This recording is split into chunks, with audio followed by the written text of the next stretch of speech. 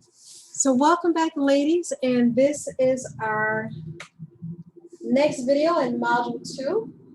And this particular video in Module 2 will be how to transform your meal into a culinary art and the best strategy to read a menu. And reading your menu is so important because not all the time will you want to just throw something together. Sometimes you want a little inspiration. And even though I have the know-how to just go for my own creativity, there are a lot of times when I personally choose to look at recipes just to get some inspiration. Because when you look at recipes and you look through books, you're getting inspirations on new ways to do things, on new opportunities to create something magical. So I want to share my screen with you right now. And we're going to look at a couple of menus together. So let me pull up here. And we're going to go through, we're going to look at some Pinterest inspiration, because if you don't have a Pinterest page, I highly recommend you create one for yourself, because you can get a lot of Pinterest inspiration from Pinterest. You can create new meals for you and your family. You can get ideas from in fashion and color coordination. You can get ideas in color and making sure that the food that you are eating looks very appetizing by ensuring that there's different colors on your plate. And that's the beautiful thing about cooking and dining, is that, you know, food is one of life's good pleasures. And you should really take advantage of the flavors and colors and textures to create enticing dishes. So if you're cooking on plates that are colored like red or blue, and you're not using white plates, you definitely want to make sure that your food is very colorful. But if you're using a white plate, then your food will pop that much more so, because of the colors and the contrast of the white plate with the red, maybe tomatoes or cucumbers or something that's green. So we definitely want to keep that in mind. And you want to make sure that whenever you're planning your menu, that you're planning it by the week, just in case you want to allow for spontaneity, because just because you want something this week doesn't mean that you're going to have the same taste for it next week. And the more you expand your repertoire of menus and eating and dining and creating different meals, you're going to want to try different stuff. So in the beginning, you may start out with a few items that you really like, but then just continue to increase that. And Pinterest is a great platform for other chefs and even just regular people who aren't chefs sharing their love of food and other things that they love and enjoy. So I want you to be adventurous. I want you to not forget convenience foods, foods that are easy to pull together: vegetarian chilies, chicken cacciatore, filet of fish Florentine. So there's so many delicious recipes that you can pull together. Be flexible, allow for your spontaneity. Don't starve yourself. Try to eat regular meals, and you can always take something that you've eaten, a meal, if it's fish, and then the next day, if you want something a little bit different, you take the same fish, cut it apart, and make you maybe a taco salad out of it as well. So start looking at foods. City of Chicago. I live by a hospital. So you can start to take something from one day and then recreate and do something different with it the next day. Try not to be perfect. There is no perfection in the kitchen. Don't be afraid to experiment. You have to learn from your mistakes. So if you mess up an entree, which I have did before, being married and just from culinary school and working with clients, I've messed up. And But the outcome was perfect. The outcome is the flavor. The outcome is the taste and what it looks like. But sometimes I messed up where I couldn't pull it together. It just kept falling apart. And normally when that happens is because I didn't use the right technique for that particular entree. As we talked about in one of our previous videos, don't let occasional setbacks weaken your commitment to lose weight. Expect them and know that you can get past them. Don't let it be a setback for you. And also don't be on a timeline. Don't have a set time for I have to lose weight by this time, or I have to learn how to cook better by this time. That takes the whole fun out of it. These are lifelong changes that you're making, and they're lifelong behavioral transitions that you are making as well. So you want to allow for a gradual process. It's not going to happen overnight. And if you didn't go to culinary school, you're not going to be a master chef overnight either. But you will, by the end of this program, learn how to cook better, learn how to better understand how to create menus, chic menus, beautiful menus, how to create more elegant, tasty food in your own home. And don't give up. I believe in you. You got this. So let's get started. So we're going to look at a couple of, let's start here. I know that one looked really good. So that was a salmon taco. Obviously they made salmon and they decided to add some rice in it. And see, this is super, super easy. So if you already have a salmon and you had a rice, take that salmon the next day and you're not going to re-season it because you already did that when you cooked it. So you're just going to add in some ingredients and make you a sauce. That's what we have. We remember the acid, salt, fat, and acid. So you have your sauce, and then you're going to turn around and take that and look at that. We're going to be doing forbidden rice this week, well, one of the weeks. And shred up your salmon, shred. Remember, we've used that word already. Put it in your, if you have children, put it for them, put it in a wrap. And for yourself, if you're going to put it on a bed of salad greens. So that's super easy. We can definitely do that at home. Now let's look at something else. This looks great. Roasted chicken with blood oranges and olives. Let's see what they did to this because it looks beautiful in the pan. And this can go from stove to table. So we want to look at recipes that look that's like one casserole dish entree that can go from the stove to the table. So let's look at this one. Let's look at, click on there, see what she did with this one. And we're going to jump to the recipe. Okay, so this is definitely a main course. Beautiful, very beautiful. I love the colors, how they just pop in her pan with the red, the blood oranges. She has some green with some thyme, and we have some green olives. The chicken has been nicely caramelized, which is something that we're going to be doing. So that's just beautiful.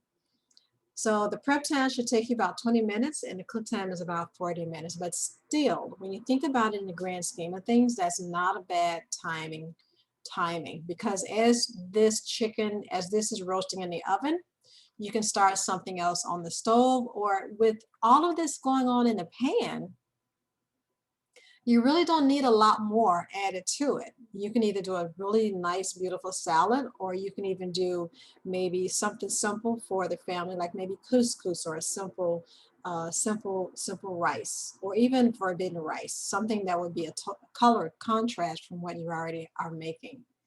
So let's look at this. I wouldn't use the fryer. Okay, so you do have a fried chicken.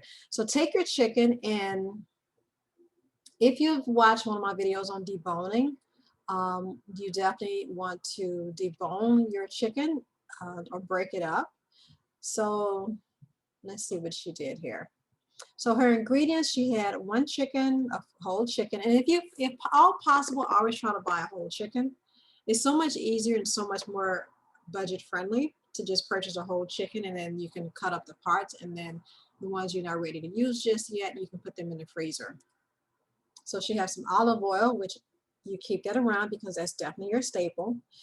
And let's see, salt and pepper, a medium onion peeled and cut into thin wedges. So basically, simple terms, just half the onion and then cut it into wedges. So she did put her onion in wedges. 3 garlic cloves peeled and minced. You've learned that technique, so you know how to mince garlic. She has Marsala wine, and she has the juice of 1 blood orange, and then 1 cup of green olives, which she didn't split them, so she put them in whole, and she also added in 2 blood oranges peeled and sliced. So this is a beautiful recipe. I love it. And her garnish was extra thyme, parsley sprigs. So let's see how she made this. So she turned on her oven to 375. So now that you've already pulled out your ingredients and set them on the table, and also have pre-cut what needs to be cut in advance, and you are ready to start on your instructions. So you need a heavy skillet, or at least one that's big enough to fit all the chicken pieces inside of it. So a nice brazier would be perfect for something like this. Then she took her chicken and she brushed it with the olive oil and seasoned it with salt and pepper, because you want to make sure that your salt and your pepper binds to the chicken. And I'm pretty sure she lifted up and seasoned both sides, because you want to make sure that both sides cook. And salt does facilitate the oxidization of food, so you want to make sure you definitely salt your food, because it increases the cooking, the heat onto the cooking process. So brown the chicken on both sides. So what she did was she started searing her chicken first on the stove. So don't put your chicken all in at one time. Remember that when you're putting food in a pan, if you crowd everything in at one time, you're creating moisture, and it's not going to cook or caramelize to the degree that you want it to. So you want to give it a little space. You don't want to put everything in at once, because you're not trying to boil something. You're not braising it, so you are searing it. And when you're searing, you need the extra room. So separate how much chicken you put in at one time, and then once you brown the chicken on both sides, have your top. So you want to be really realistic about this. You want to put the top of your, let's say your brazier next to you. So once you sear the chicken, which is browning on both sides, that means that you're getting color. Then you put it inside of your, into the top with the, once you're finished browning. So whenever you start searing, you always want to start with the skin side down. So skin side down and then lift it up. But we'll talk about that in one of our cooking classes. So she browned it. She's working in batches, so she's, like I said, not overcrowding the pan. I just said that.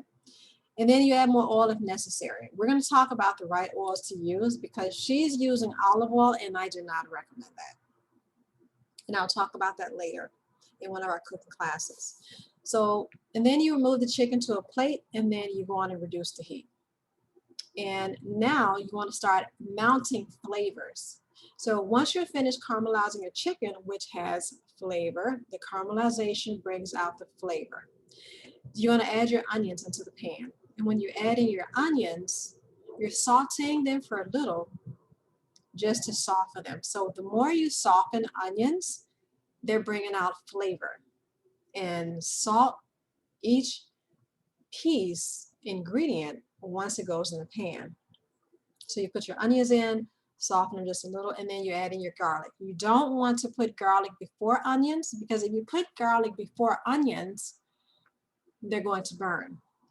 Garlic is very fragile. So if you put the garlic first, it will definitely burn. So you want to make sure that your onion is first, and then in your garlic. Let's see, the next thing she did was she added in more flavor. She put in Marsala wine into the pan, and the reason she did this, because she want to she want to remove brown bits from the bottom of the pan, So you want to remove what's called the fond. The fond, which is a French word, is spelled F-O-N-D, and that removes the browning on the bottom.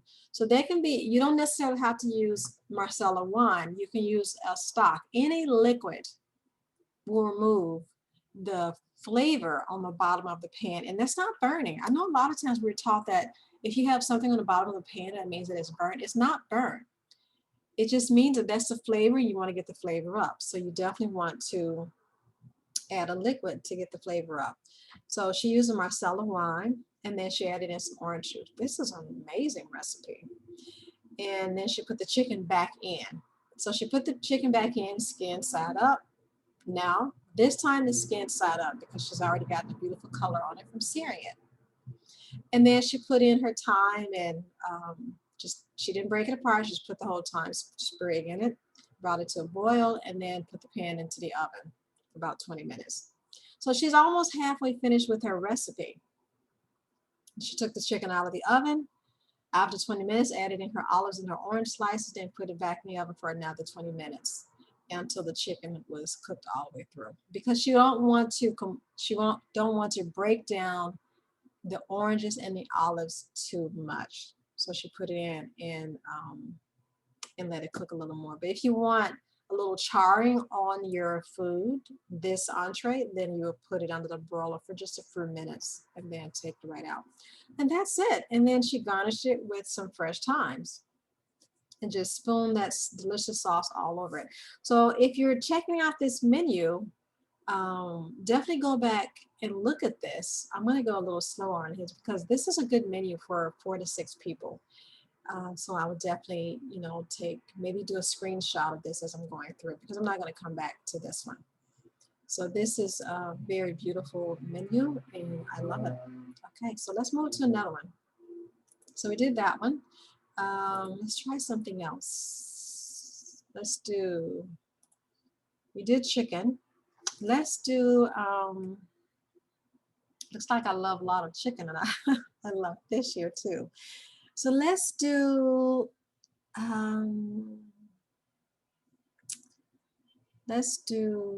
one of my favorites. Well, salmon is my favorites, but let's do a pasta shrimp. Let me look here.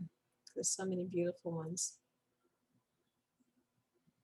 Let's do short braised rib, red wine braised short ribs. Now, certain types of meats takes longer to cook because they have to be broken down. They are the part of the animal that doesn't get a lot of activity, which is why it requires a longer cooking time.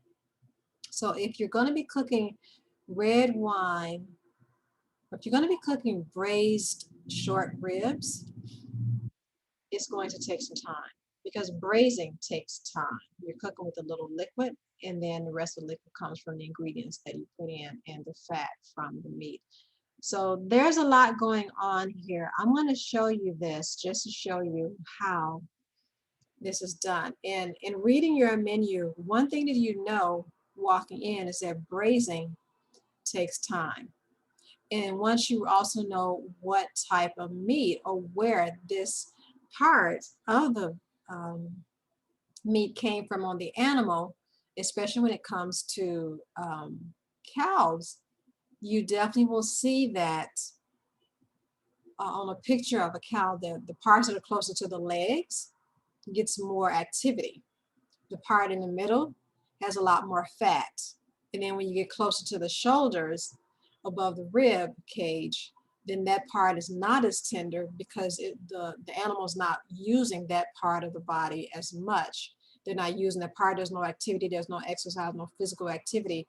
So that's going to be the toughest part. So above the rib, I mean, just think about your own rib cage. So meat around your ribs would be tough because there's no activity around that. So certain parts of an animal needs a longer cooking time. So we're going to look at what they did. So it was braised, and they used an acid like red wine to help break it down. So let's look at this.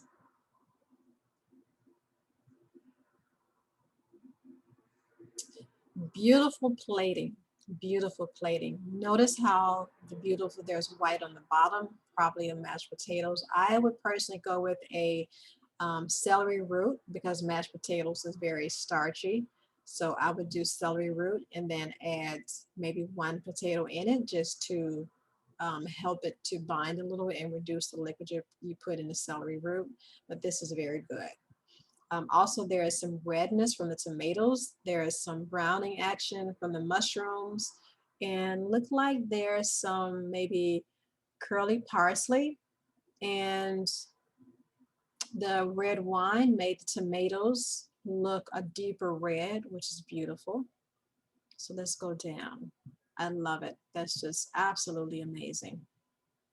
And looks from the potatoes, looks as if she used the whole potatoes instead of um, cutting all of them up. So you got some color from the red potatoes. Just amazing. I love it. I love the plating on this as well. And lots of green, the beautiful white plate. And she used a nice bowl, sort of a plate. So you almost feel like you got that comfort food of almost like a stew, which just, I love it. I love it. So let's go on down to her ingredients. There's a lot of ingredients going on right now. So if you want to keep things simple, I would say don't do this. But let's do this anyway because I think it's always good to know and how to read menus. So I'm going to start first with what she used, her ingredients. So let's look at the name.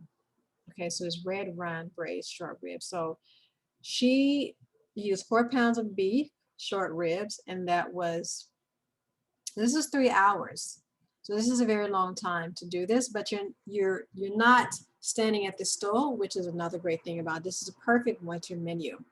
And you notice it's fairly easy to do.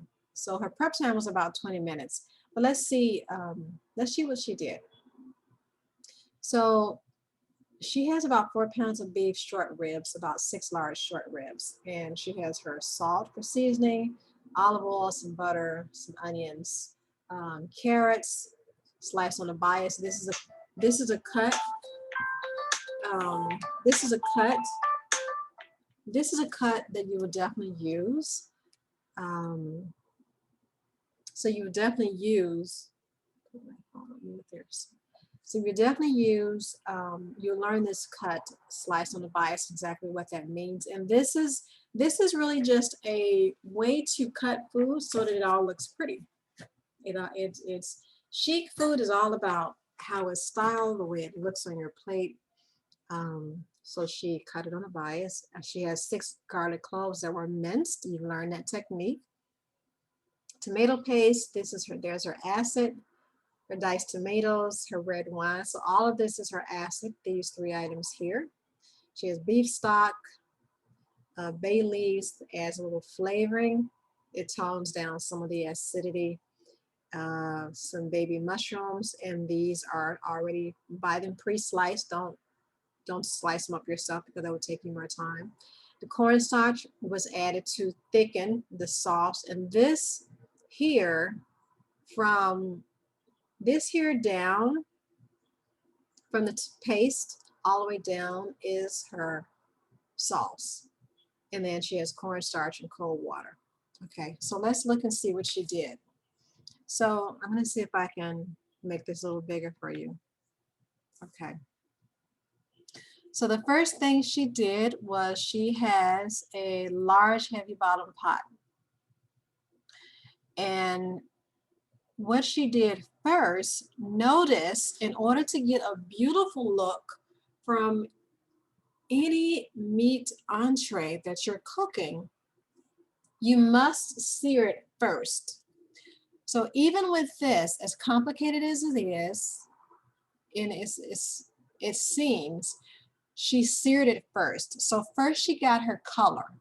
So in this heavy bottom pot, she seared all sides of her ribs in the pot. So she brought it up to a high heat, medium heat, put her oil in, and once again, another person used olive oil. I completely disagree with that, but that's my own personal opinion, and a lot of chefs in the restaurant will tell you, will feel the exact same way that I do. You don't want to be using all your good oils, olive oils, for sauteing, and we'll cover that in another class. So her olive oil, she seared her meat in the pan about 2 minutes on each side because she's not cooking it. She's just trying to get color. And then she put it on a plate and set it aside. Or you can also just put it in the top and set it aside. And then she took the oil out of the pot and then turned the heat down to medium. Because right now, because of the meat will push out oil because it's a little fatty. So she wiped some of that out, and it left her with the flavor of the meat on the bottom of it. It's not burnt, it's just a flavor that it left behind. So then she put butter to the pan, and she put her onions and her carrots. And this is the foundation of her cooking. So she put the butter to help to brown the onions and the carrots. She sauteed that for about 5 minutes until her vegetables were lightly tender, and then she added in her garlic and her tomato paste. The tomato paste also added flavor. She started mounting flavors. But you notice once again, the garlic was added after the onions and not before the onions. And then she stirred it up. And then she added in her liquid. So now she's adding in her liquid to deglaze the pan. So there's her tomato juice. She stirred in her red wine to deglaze more. So the tomatoes binded with the vegetables, and then she put in her red wine to deglaze the bottom of the pan. You want to scrape the bits on the bottom to finish cooking that up. Then she added a beef stock, which is more flavor, and then a bay leaf. And then she brought it to a simmer.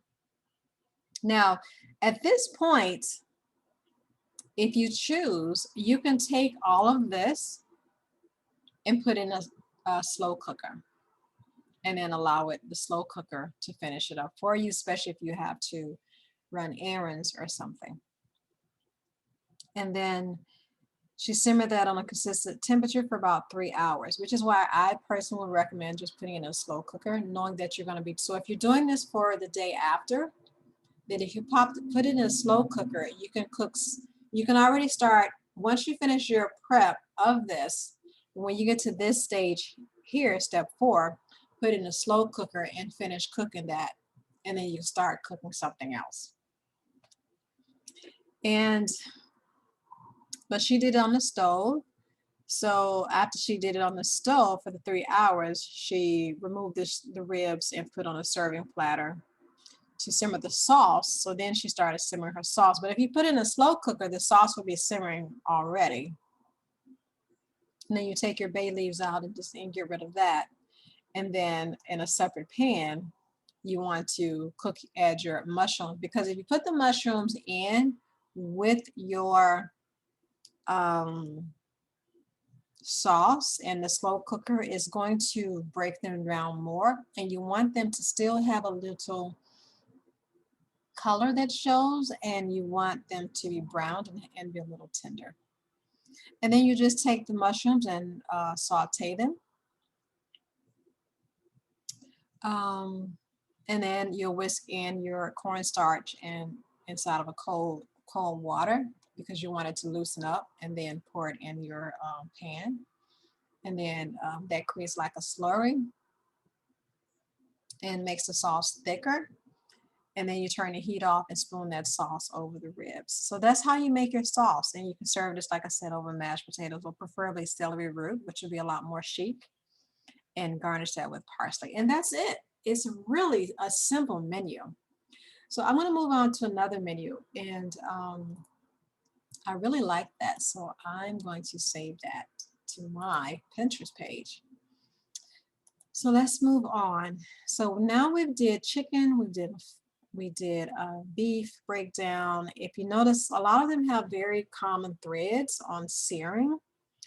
Let's look at something else.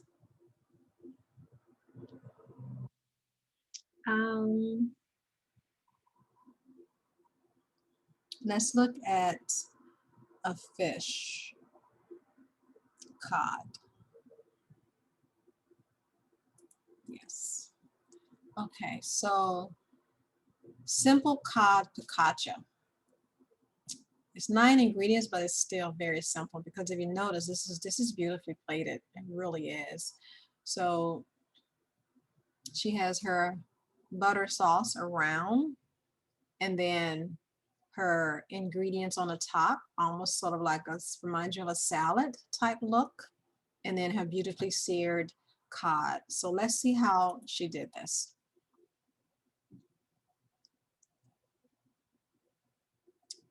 This is a beautiful recipe. This is really beautiful. I love this. So let's go all the way down to her ingredients. Hate those pop-ups, right? Okay, so she don't have a lot of ingredients. If you look at this, she has her cod, her capers, her parsley, her lemon. She has some um, breading. It's going down through the recipe. Look at that. That's just so beautiful. Okay, so let's see what she did. So let's look at the name. So the name of her is focaccia is always very similar. So this is a simple cod focaccia, which is basically just a tasty, easy cod recipe. So let's go down and see what she did.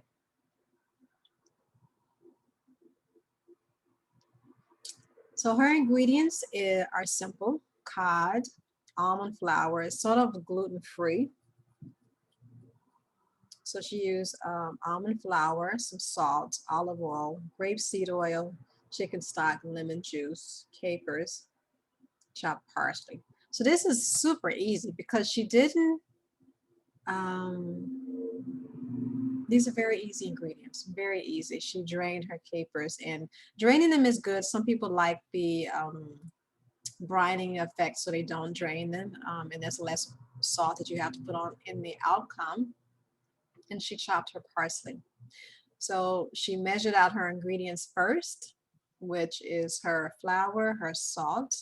I personally don't measure salt when I'm doing a recipe because I know exactly how much I'm using in the beginning, and it determines my outcome. She used some olive oil, some grapeseed oil.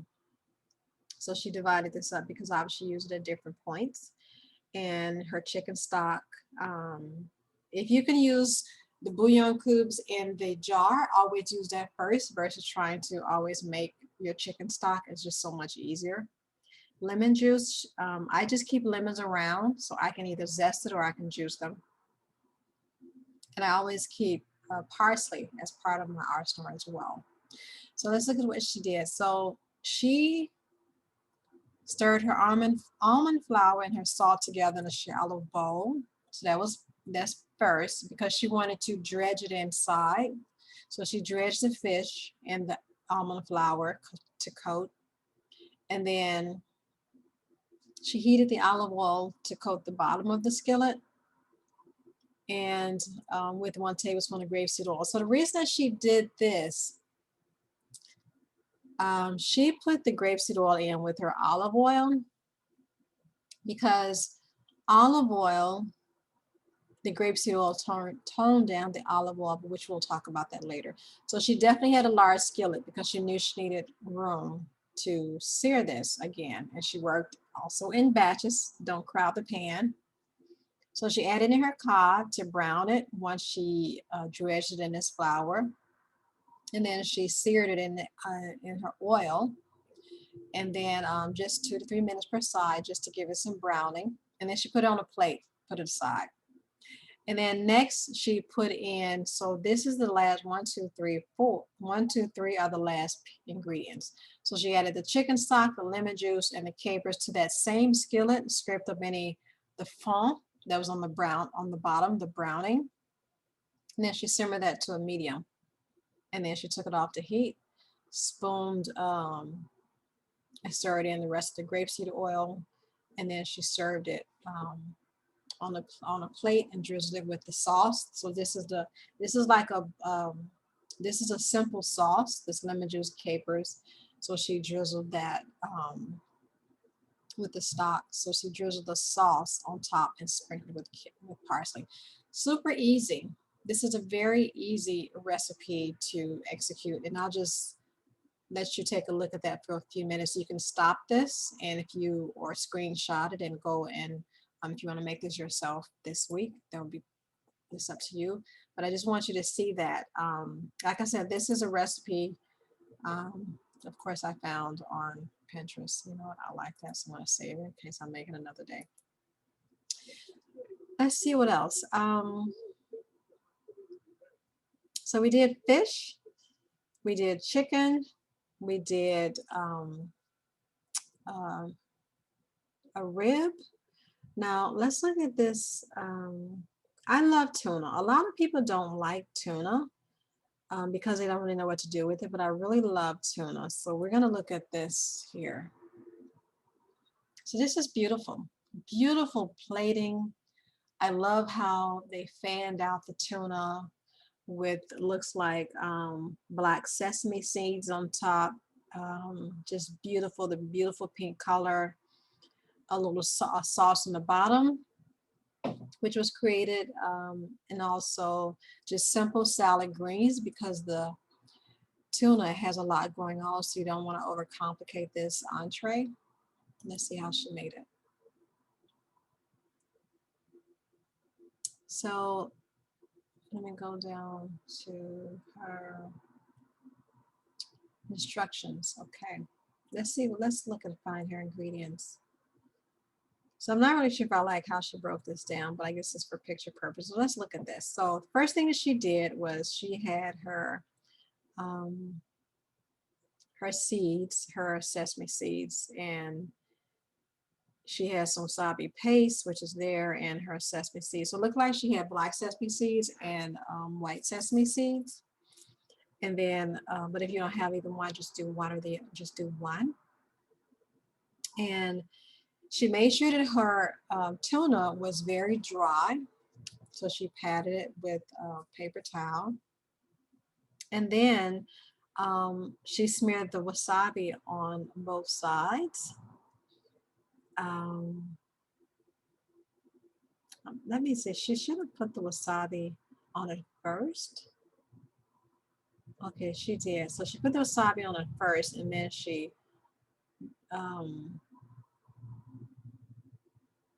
there's her wasabi. And then she seasoned it with salt and pepper, because you need something to coat that will allow this seeds to be coated. She used some salt, and then she put her tuna inside of the sesame seeds. Okay. She also did, and then she seared it. She seared it in some a high heat cooking oil, and she didn't do it for long because tuna needs to have that pink look.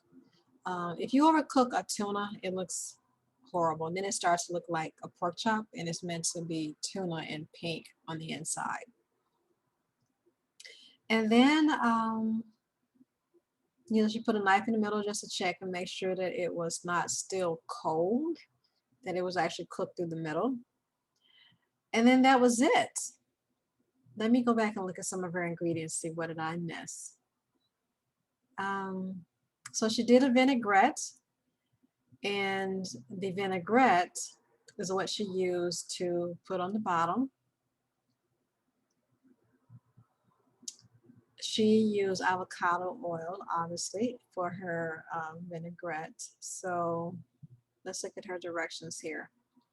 So she put the sesame seeds in a bowl, added the tuna, seasoned with salt and pepper, pan fried them,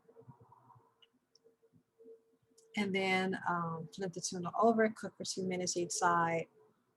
And once it was ready, she made a small bowl of vinaigrette, which just consists of lime juice, ginger, and oil. So a vinaigrette is more like a loose sauce. So salt, salt, fat, heat, well, there's no heat, but, and then your acid. So your lime juice is your acid. So she used lime juice, ginger, and the oil, whisk that up. So you definitely need a whisk in a bowl and season that with salt and pepper. And then she just fan the slice onto a plate and drizzled the ginger, lime ginger vinaigrette over the fish. And then she topped it with her salad greens. So that's pretty simple as well. I'll leave this up for a few minutes if you want to take a look at it. And also if you want to screenshot this, you can. Okay, so let's move from this one. I'm going to save it because that is beautiful. I love looking at beautiful pictures. So that's it. That's how you, when you're reading your menu, you want to make sure that you're looking at the directions, looking at what you need, looking at how many ingredients it is. Because sometimes if it's just too many ingredients, then you may not want to do it. Or if you feel that you want to, you know, you want to be up for the challenge and you have all the ingredients already at home, then by all means, go on and cook it, make it, enjoy it, have fun in the kitchen. So I hope you enjoyed this, this video that we just did about plating and